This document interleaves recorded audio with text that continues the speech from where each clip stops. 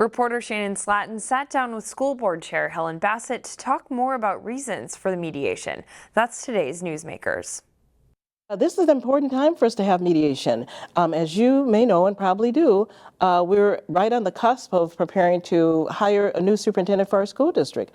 If there ever was a time when we all need to be kind of clear of any impediments that might be based in anything other than our work, you know, if it's that personality or some hurt feeling of some sort or another, that needs to be managed, but all of that is important to manage outside of this. So mediation to help us make sure that the main thing that we're there for, we're colleagues. So the main thing is professional relationships among colleagues, and to build some trust, because I didn't know any of, of the 4 new people who've come to our board, I really didn't know them personally. And this is the same for them with me. So until you really work with people for a while and develop some level of trust in them and understand their personalities, you can get sidetracked on things that really aren't the reason you're there. All right.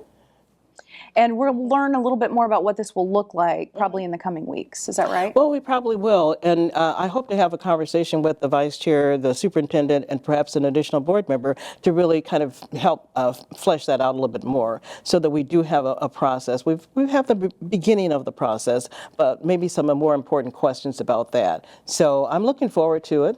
Right. You know, I'm open to it, looking for it. Well, of course, I propose the resolution, because I think it's very important. Yeah. And you guys have some big things to tackle this year, from budget challenges, of course, to superintendent search. Yes. Are you optimistic?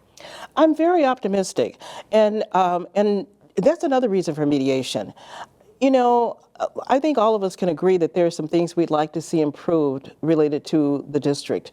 Even as a parent, I felt that way. You know, that's democracy. We get to poke a finger at the things that we invest in, and everybody invests in that. And so everybody has a fair voice to talk about it.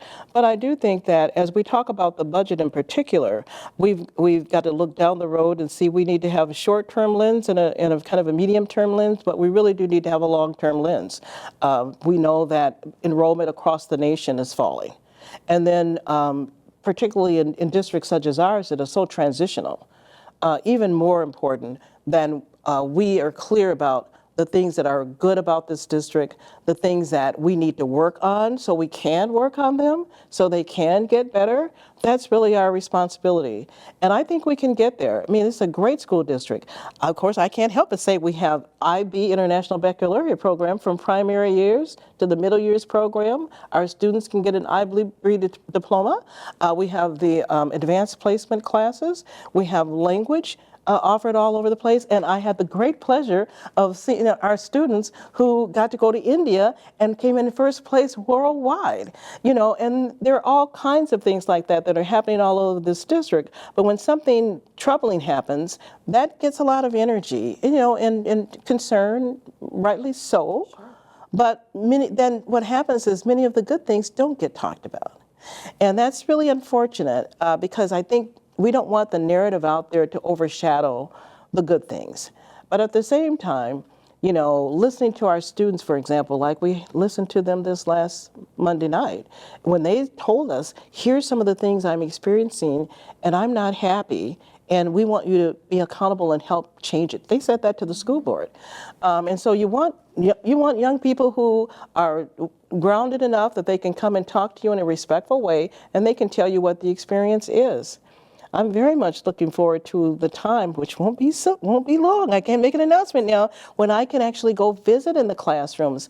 I've been working all my life with a career, and I've not been able to really go be the granny reader. All right. I'm giving myself a name. Okay, Granny right there, reader. Granny reader, and read to the classrooms, and and be a volunteer support in the buildings. I'm looking forward to that. I haven't had that opportunity. That wasn't that wasn't your question, but it wasn't. But it's good for you to be here. Thank you for being here and talking about both the challenges and the successes of the district. Oh, thank you, Helen Bassett with Robbinsdale School Board. Thank you so much. Well, thank you so much. Find more local news stories at ccxmedia.org and follow us on social media.